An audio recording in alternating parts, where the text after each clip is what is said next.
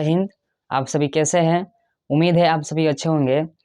आज के हम लोग वीडियो में जानेंगे मैथ में कुछ बेसिक चीज़ें के बारे में। ठीक है, अगर आप किसी भी क्लास में हो, आप सभी क्लास के लिए ये चीज़ें बहुत ज़्यादा इम्पोर्टेंट है आप सभी के लिए। यहाँ पर देख रहे हैं, जैसे हम लिखे हैं यहाँ पर संख्या। संख्या किसे कहते हैं? What is number? नंबर के बारे में हम लोग जानेंगे और नंबर के प्रकार के बारे में हम लोग जानेंगे। ठीक है लो, जैसे मैं यहाँ पर देख रहे हैं ये संख्या क्या है। यहाँ पर बोला जा रहा है कि वे गणितीय वस्तु जिनका उपयोग गिनने, मापने और नामकरण करने के लिए किया जाता है उन्हें हम लोग संख्या कहते हैं। ठीक है, गिनने, नापने और उसका इस्तेमाल करने के लिए किया जाता है उसे संख्या एक बोला जाता है। अगर बात की जाए संख्या के प्रकार के बारे में, ठीक है, संख्या यहाँ पर प्रकार लिखा गया टाइप्स ऑफ नंबर्स। संख्या निम्नलिखित प्रकार के अनेकों प्रकार का होता है। हमने कुछ संख्या के बारे में हमने प्रकार के यहाँ पर बारे में लिख दिए हैं। ठीक है, पहला लिखे हैं प्राकृत संख्या। नेचुरल नंबर्स क्या होता है? प्राकृत संख्या। ठीक है, नेचुरल नंबर्स हम लोग किसे कहते हैं? तो नेचुरल नंबर हम उसे कहेंगे, गिनती की संख्या को नेचुरल नंबर्स कहा जाता है, प्राकृत संख्या कहा जाता है। चाहे गिनती की संख्या का बोला जाए, चाहे एक से जो शुरू होती है संख्या उसे बोलते हैं हम लोग नेचुरल नंबर यानी प्राकृत संख्या बोलते हैं। ठीक है, अगर प्राकृत संख्या की बात की जाए कौन कौन सा हो सकते हैं, जैसे में 1 2 3 4 इत्यादि अनंतों तक हो सकता है हमारा नेचुरल नंबर, 1 से स्टार्ट होता है। गिनती की संख्या को हम लोग बोल देंगे कि नेचुरल नंबर है। ठीक है, जैसे उसके बाद यहाँ पर 2 नंबर संख्या के बारे में पढ़ेंगे कि सम संख्या क्या होता है।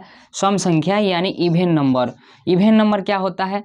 तो इवेन नंबर सम संख्या हम उसे कहेंगे जो 2 से पूर्णतः भाग लग जाता है।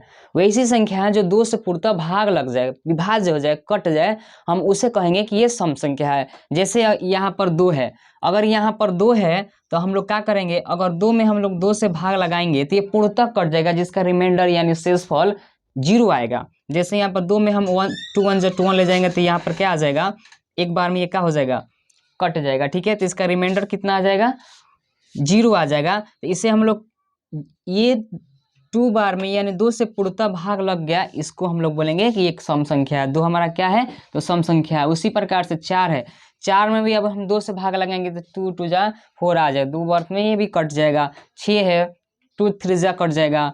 8 है, 2 8 4 जा कट जाएगा। यानी जितनी भी संख्याएं हैं जो 2 से भाग लग जाए, पूर्णतः भाग लग जाता है, वैसी संख्याओं को हम लोग सम संख्या यानी इवेन नंबर कहते हैं। ठीक है, उम्मीद है आप सभी इतना समझ में आ चुका है। आगे देखेंगे, इससे में यहाँ पर आगे लिखा हुआ है पूर्णांक संख्या, इंटीजर नंबर। पूर्णांक संख्या पढ़ने से पहले हम लोग थोड़ा ध्यान दे देंगे पूर्ण संख्या के बारे में। Whole number, whole number, whole number क्या होता है, इंटीजर पूर्ण संख्या क्या होता है। ठीक है, जो संख्या 0 से स्टार्ट होती है, जो संख्या 0 से स्टार्ट होती है उसे हम लोग बोलते हैं कि ये पूर्ण संख्या है। एक प्रकार से क्या चीज है, तो पूर्ण संख्या। जैसे 0 1 2 3 4 ये सारे संख्याएं जो होगी पूर्ण संख्या होगी।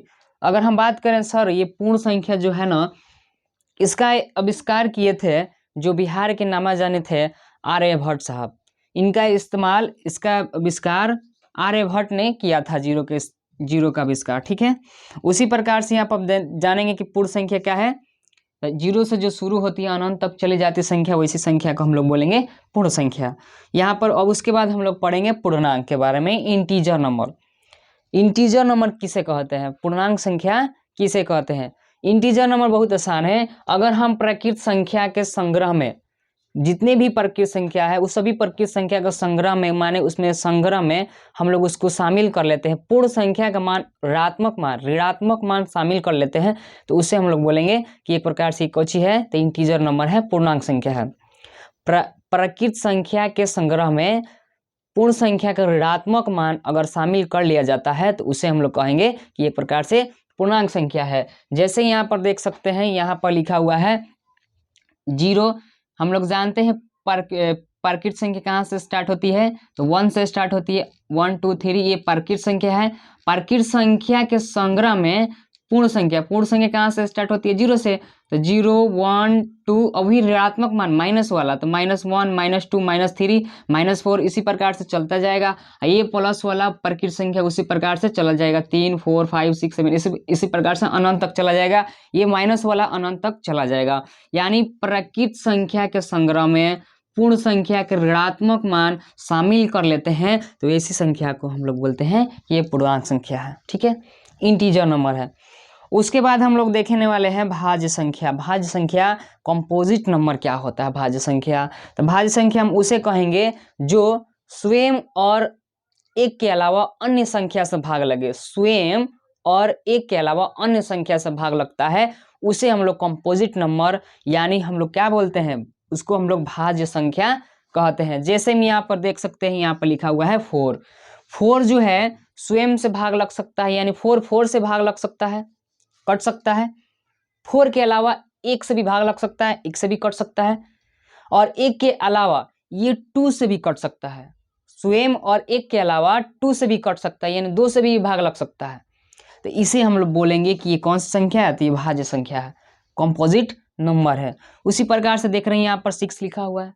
6 भी एक ऐसा डिजिट, ऐसा अंक है जो कि 6 और 1 के अलावा अन्य संख्या से भी भाग लग सकता है। 3 से लग सकता है, 2 से लग सकता है। इसे हम लोग बोलेंगे कि ये भाज्य संख्या कंपोजिट नंबर है। ठीक है, उसी प्रकार से यहाँ पर देख रहे हैं 8 है, 8 है। 8 भाई ये एक ऐसी संख्या है जो कि यहाँ पर क्या लग सकता है? 8 और 1 के अलावा 4 से लग सकता है, 2 से लग सकता है। यानी स्वयं और खुद के अलावा, स्वयं और 1 के अलावा अन्य संख्या से भाग लगे उसे हम लोग बोलेंगे कि भाज्य संख्या है, कंपोजिट नंबर है। ठीक है, उम्मीद है आप सभी को समझ में आया होगा। ठीक है, हम आगे देखेंगे। आगे यहाँ पर क्या है? Prime number. प्राइम नंबर क्या होता है? प्राइम नंबर यानी अभाज्य संख्या। पहले था भाज्य, उसके बाद इसमें हम लोग अ लगा दिए तो ये बन गया अभाज्य। प्राइम नंबर जिसको बोला जाता है इंग्लिश में। ठीक है, यहाँ पर प्राइम नंबर समझेंगे। प्राइम नंबर क्या है? सेम इसका उल्टा है। ये बोल रहा था भाज्य संख्या कि एक और स्वयं के अलावा और भी संख्या से कटना चाहिए, लेकिन अभाज्य क्या कहेगा कि एक और स्वयं के अलावा ही कटेंगे, इसके अलावा कोई संख्या से नहीं हम कटेंगे। उसे ही हम बोलेंगे कि ये अभाज्य संख्या है, अभाज्य संख्या है। एक से कटेगा और खुद से कटेगा, इसके अलावा और कोई संख्या से ना भाग लगे, उसे ही हम लोग बोलेंगे कि वो अभाज्य संख्या है। जैसे यहाँ पर हम लोग 2 लिया, अगर हम 2 की बात किया जाए तो 2 से भाग लग सकता है और 1 से भाग लग सकता है, इसके अलावा और कौन सी संख्या से भाग नहीं लग सकता है, उसे ही बोलेंगे अभाज्य संख्या। उसी प्रकार से देख सकते हैं 3 है। 3 जो है, 3 से भाग लग सकता है और 1 से भाग लग सकता है, इसके अलावा और कोई संख्या से भाग नहीं लग सकता है। 3 के बाद 5 है। 5 भी 5 से भाग लग जाएगा, 1 से लग जाएगा, 1 और 5 के अलावा और कोई संख्या से भाग नहीं लग सकता है। 7 सेम है, 1 और 7 के भाग लग सकता है, इसके अलावा और कोई संख्या नहीं है।